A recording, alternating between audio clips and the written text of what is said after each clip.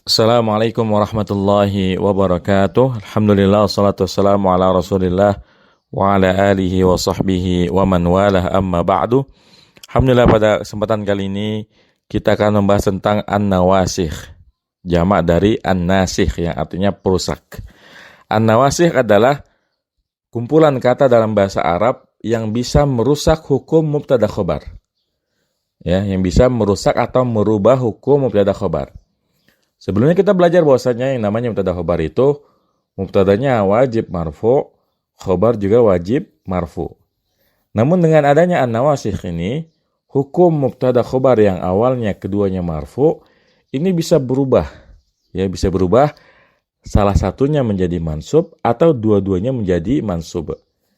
Makanya disebut sebagai amil an-nawasikh. Contohnya apa? Misalnya Zaidun talibun. Zaid adalah seorang siswa. Ini kalimat normal, ya, mubtada khobar. Zaidun mubtadanya, talibun adalah khobarnya. Ketika ada amil nawasikh, misalnya kana, ya, kana ini adalah amil nawasikh yang pertama. Ini berubah karena kana ini menyebabkan khobar menjadi mansub. Menjadi kana Zaidun taliban. Ya, kana Zaidun taliban. Perhatikan asalnya Zaidun talibun, ketika ada kana, ya, menjadi kana Zaidun taliban. Kana ini adalah fi'il madhi yang bermakna, ya, kalau kita mengatakan kana Zaidun taliban itu maknanya adalah dulu, ya, dahulu Zaid adalah siswa. Kana Zaidun taliban. Kemudian yang kedua, kalau kita masukkan ke kalimat Zaidun talibun inna. Berlawanan dengan kana, ya, kalau kana menjadikan khobar mansub, kalau inna bukan khobarnya yang mansub, tapi mubtadanya yang mansub. Jadi kalimat Zaidun talibun ketika ada inna menjadi inna Zaidan talibun, ya, inna Zaidan talibun. Sesungguhnya Zaid adalah pelajar. Perhatikan, ya, beda. Kalau kana Zaidun taliban. Tapi kalau inna Zaidan talibun, ya. Jadi kana dan inna ini punya sifat yang berlawanan. Kalau kana memansubkan khobar, kalau inna lawannya, memansubkan khobarnya. Adapun khobarnya tetap marfu. Ya, jadi kana Zaidun taliban dan inna Zaidan talibun. Kemudian yang ketiga, ya, pakai dhanna. Misalnya dhanantu, saya mengira. Nah, kalau dhanantu ini, ya, memansubkan dua-duanya. Jadi kalau kana dan inna memansubkan salah satunya, kalau dhanna memansubkan dua-duanya. Zaidun talibun berarti menjadi dhanantu Zaidan taliban. Dhanantu Zaidan taliban. Saya menyangka Zaid itu adalah seorang pelajar.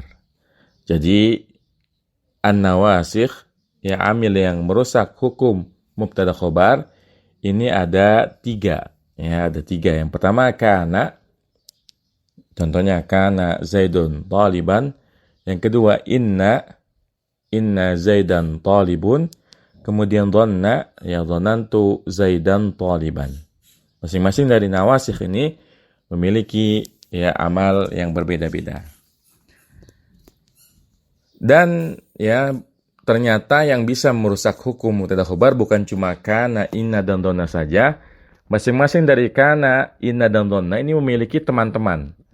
Memiliki, ya, amil-amil lain yang juga memiliki fungsi yang sama dengan kana, inna, dhanna, dan seterusnya. Oleh karena itu, pada kesempatan pertama ini, kita bahas dulu yang pertama, yaitu kana wa akhwatuha. Ya, jadi kalau dalam istilah nahwu adalah kana wa akhwatuha, kana dan saudara-saudaranya.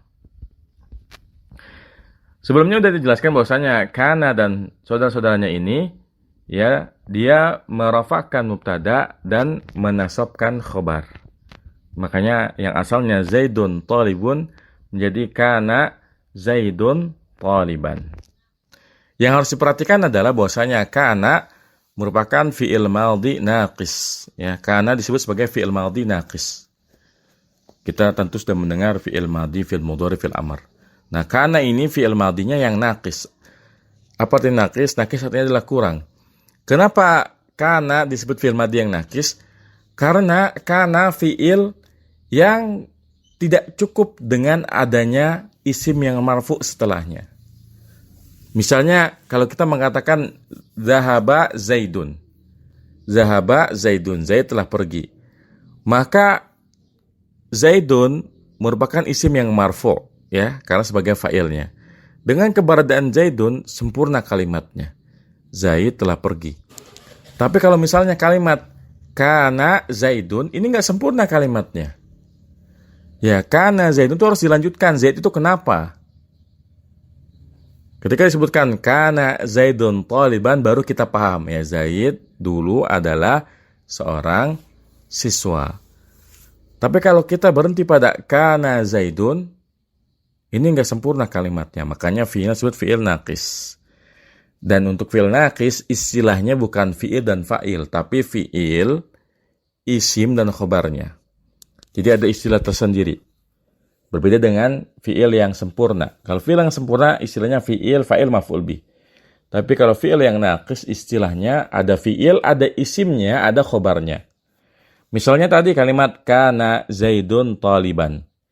Kana Zaidun taliban, kita katakan kana fi'il madi naqis, ya, tarfa'ul isma tansibul khabara. Ya, kalau kita mau i'rab panjang, kana fi'lun madin naqisun tarfa'ul isma tansibul khabara. Merupakan isim dan menasabkan khobar. Ya. Zaidun, ini Zaidun namanya isimnya kana. Ya, Zaidun ismu kana marfu'. Kemudian taliban khobaru kana mansubun, ya. Jadi ada istilah isimnya kana, ada istilah khobarnya kana. Di mana isimnya kana itu marfu' sebagaimana hukum mubtada. Kemudian khobarnya kana itu mansub. Ya, sehingga menjadi kana Zaidun taliban. Dan perhatikan ini.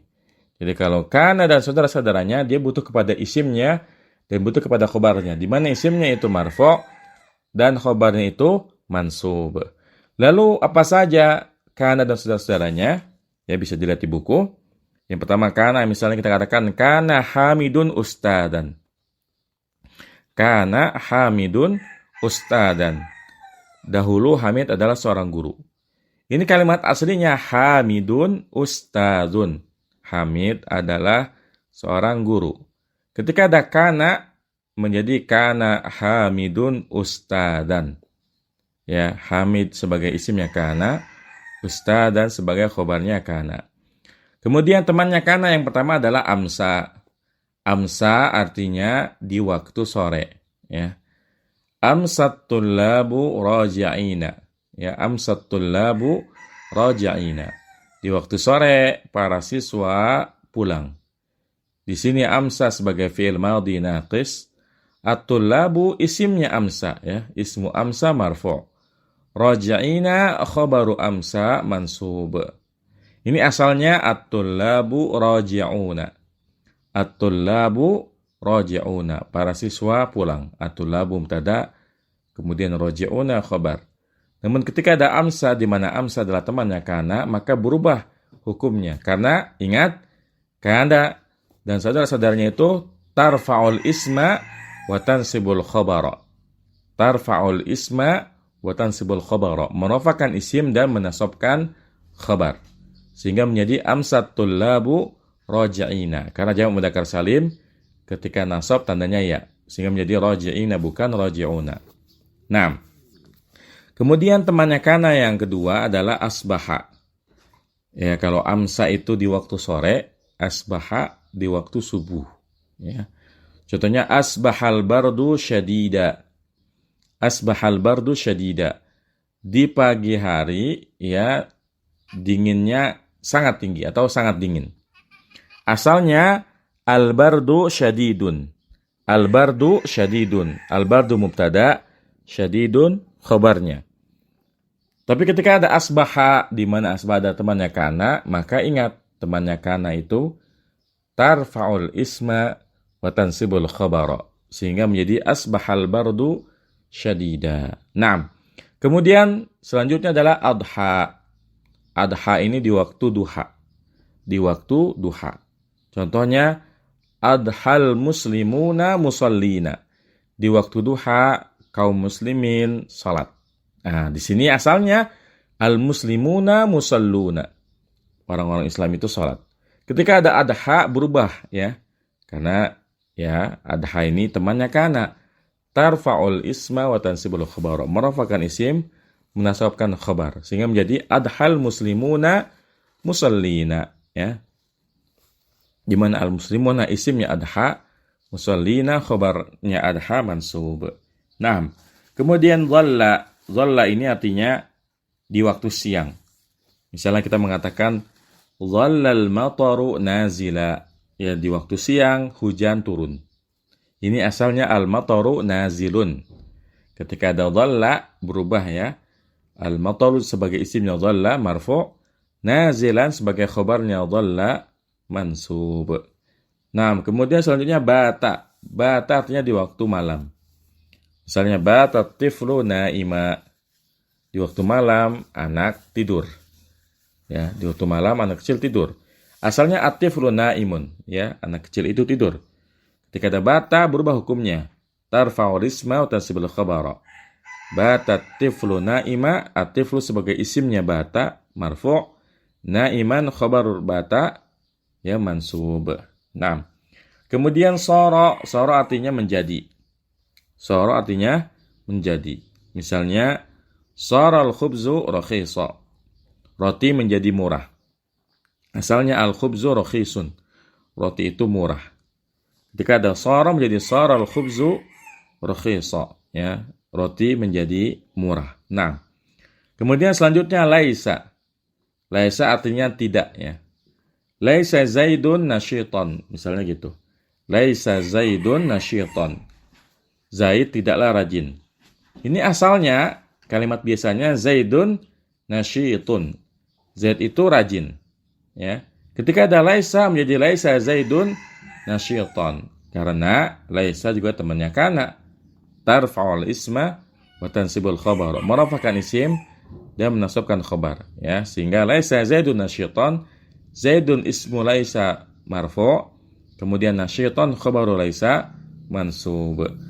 Kemudian selanjutnya adalah ya ada beberapa kata yang fungsinya dan maknanya juga sama, ya, yaitu mazala, manfakka, mafati'a, mabariha dan madama.